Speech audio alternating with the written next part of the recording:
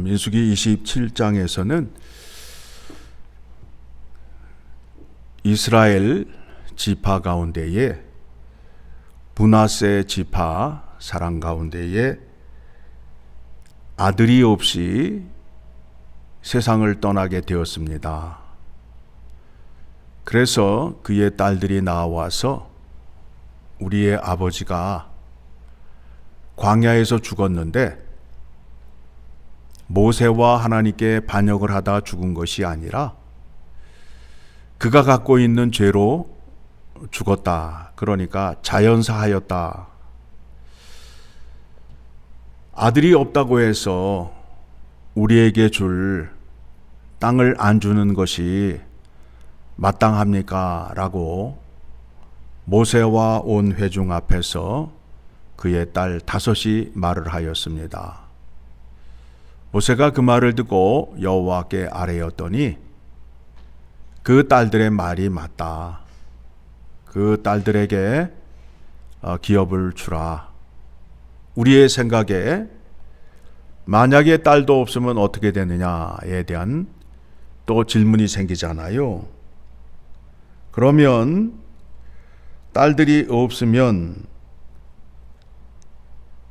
9절의 말씀 보면 딸도 없으면 그의 기업을 그의 형제에게 줄 것이요 형제도 없으면 그의 기업을 그의 아버지에게 줄 것이요 그의 아버지의 형제도 없으면 그의 기업을 가장 가까운 친족에게 주어 받게 할지니라 하고 나 여호와가 너 모세에게 명령한 대로 이스라엘 자손에게 판례의 규례가 되게 할지니라.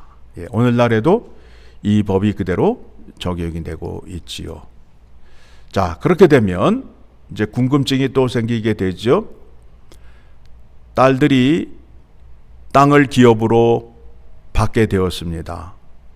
딸이 시집을 가게 되면 그 남편을 따라가게 되는데 이 딸들은 므낫세 지파 사람들인데 다른 지파 남자한테 가게 되면 그 땅은 어떻게 될 것인가에 대한 또 질문이 생기잖아요.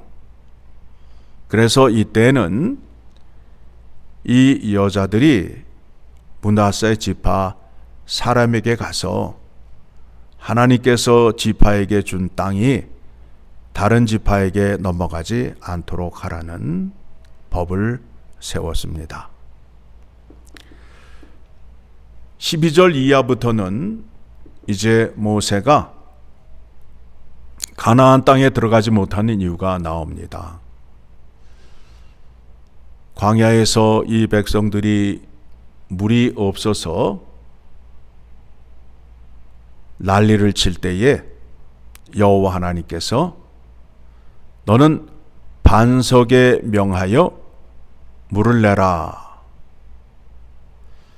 그렇게 명령을 하였는데 모세가 성질을 부리며 반석을 2번을 쳤어요. 그래서 거룩하신 하나님 앞에서 혈기를 부림으로 인하여 거룩한 자가 되지 못함으로 인하여 가나안 땅에 들어가지 못한다 라고 말씀하십니까? 그 말을 들은 모세가 여호와 하나님께 부탁을 하지요.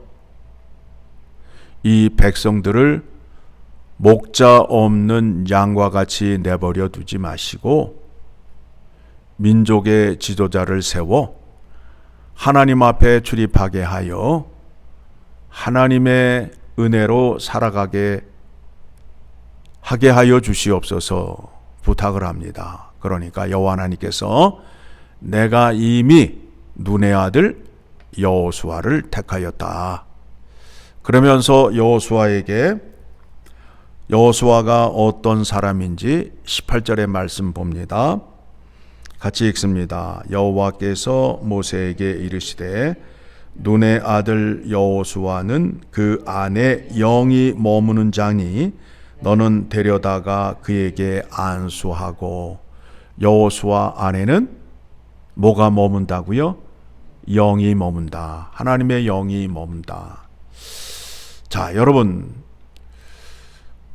하나님의 영이 머문다. 그러면 사람들이 신비주의로 가가지고 뭔가 좀 우리가 말로 표현이 안 되는 그런 행동을 하는 사람이라고 생각하고 있는데,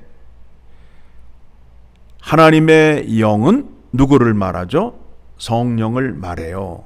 그렇죠. 이 부분이 정리가 안 되게 되면 우리의 믿음이 혼란 가운데 빠질 수밖에 없어요. 자, 하나님의 영은 성령 하나님을 말씀하신다. 그러면 성령 하나님을 성경에서 어떻게 역사하시는지 살펴보도록 하겠습니다. 이사야서 11장 2절의 말씀을 보게 되면,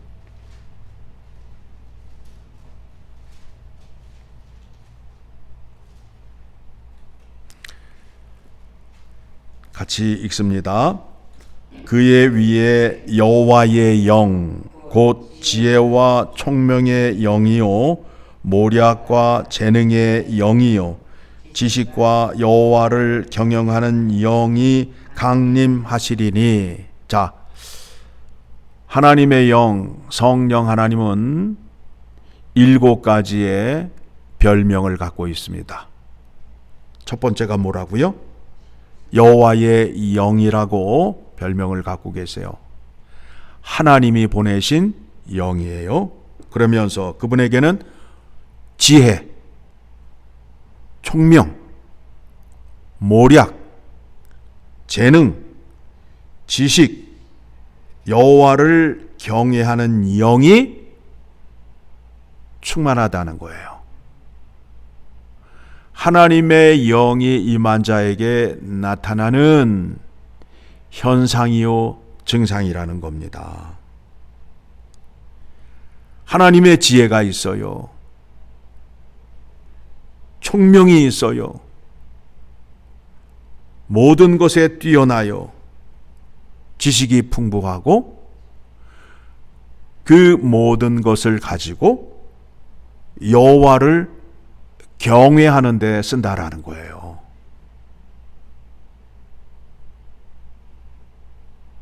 우리가 성령 하나님이 함께하고 성령 하나님이 역사하면 우리는 신비적인 것으로 자꾸 가려고 해요. 그거는 잘못된 믿음이에요. 이 영이 누구에게 내렸느냐 하면 예수 그리스도에게 내렸어요. 1절을 보게 되니까 이새의 줄기에서 한 싹이 나며 그 뿌리에서 한 가지가 나서 결실할 것이요. 예수 그리스도를 말씀하고 있어요. 다윗의 후손으로 오시는 예수 그리스도에게.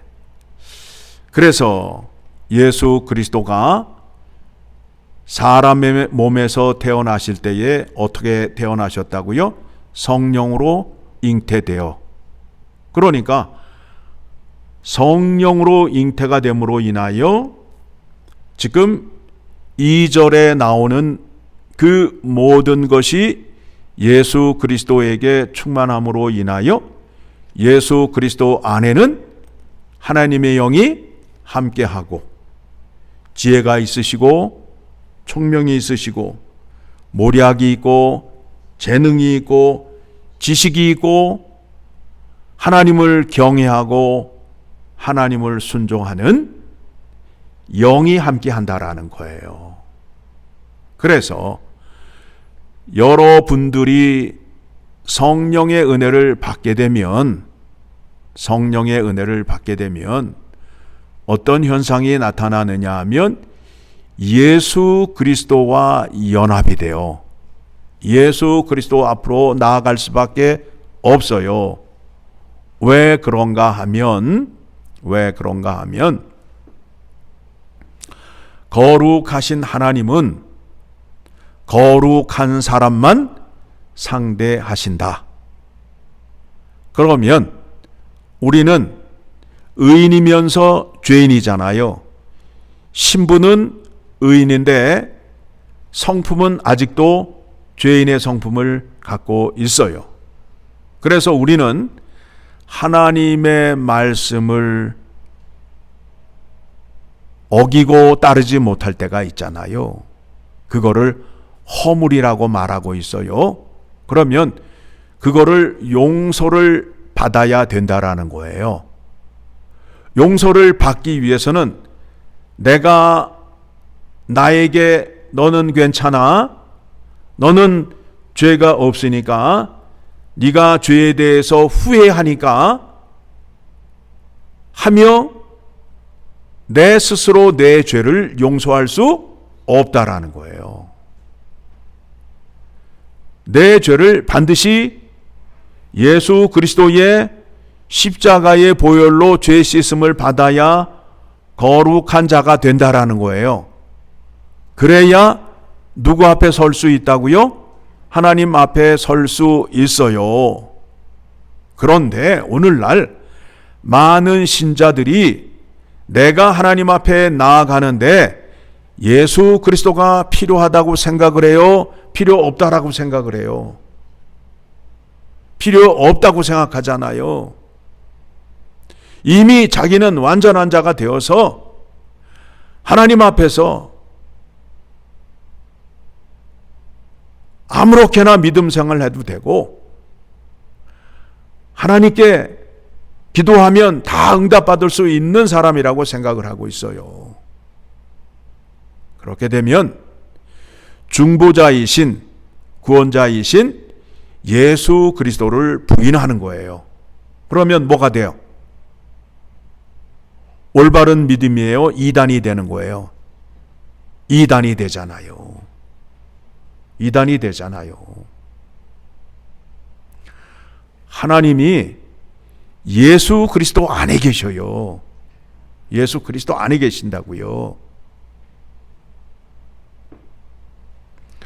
요한복음 1장 14절 말씀을 보게 되면 같이 읽습니다. 말씀이 육신이 되어 우리 가운데 거하심에 우리가 그의 영광을 보니 아버지의 독생자의 영광이요 은혜와 진리가 충만하더라. 예수 그리스도 안에 하나님이 거하셔요. 그래서 우리가 하나님 아버지를 만나야 하나님 아버지의 그 영광과 풍요로움을 우리가 얻을 수 있는데 예수 그리스도를 부인하고는 예수 그리스도 없이는 하나님을 만날 수 없다라는 겁니다. 이게 교회 안에 들어온 커다란 이단이에요. 커다란 이단이에요. 예수 그리스도 없이는 하나님을 만날 수 없단 말입니다. 자, 고린도후서 5장 19절을 가게 되면 고린도후서 5장 19절을 가게 되면 어떤 말씀이 있는지 한번 살펴보도록 하겠습니다. 고린도후서 5장 19절 같이 읽습니다. 시작. 곧 하나님께서 그리스도 안에 계시사 세상을 자기와 화목하게 하시며 그들의 죄를 그들에게 돌리지 아니하시고 화목하게 하는 말씀을 우리에게 부탁하셨느니라.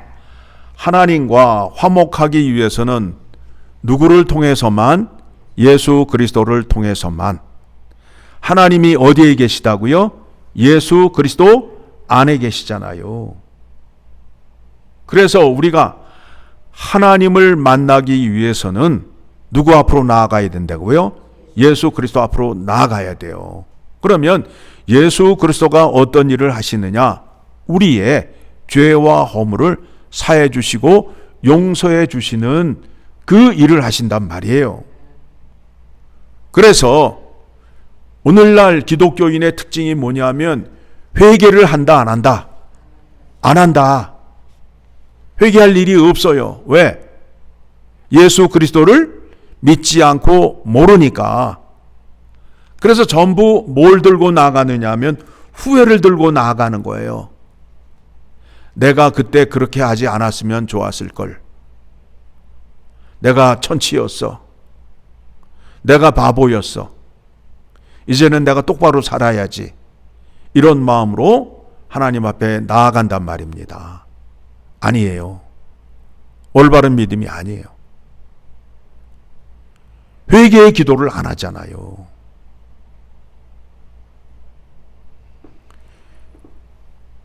많은 신자들이 하나님을 믿는다고 하면서 예수 그리스도를 부인하고 있어요. 이게 더 큰 이단이요, 더 무서운 잘못된 믿음이라는 겁니다. 하나님과 화목하기 위해서는 반드시 예수 그리스도를 통하여 화목하게 된다라는 말씀 기억하시기 바랍니다.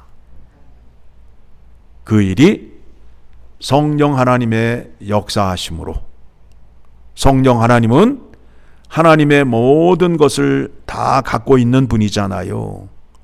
하나님의 깊은 속까지 통달하신 분이잖아요.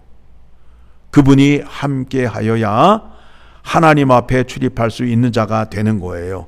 그래서 다시 오늘 본문으로 가게 되면 27장에 그와 같은 말씀이 나오지요. 17절의 말씀을 보게 되면 그로 그들 앞에 출입하여 그들을 인도하여 출입하게 하사 여호와의 회중이 목자 없는 양과 같이 되지 않게 하옵소서. 하나님 앞에 출입하게 하기 위해서는 어떤 자가 되어야 돼요? 하나님의 영이 함께 하여서 하나님을 잘 알고 하나님의 뜻을 잘 살피는 자가 되어야 된다라는 겁니다. 그래서 여호와 하나님께서 여호수아에게 하나님의 영이 임함으로 인하여 그를 데려다가 안수하여 민족의 지도자로 세우라 라는 겁니다. 여러분들 기도하실 때에 하나님의 영이, 성령이 내게 임하기를 간절히 바라는 마음으로 기도를 하는데 뭔가 신비적인 것으로 구하시면 안 돼요.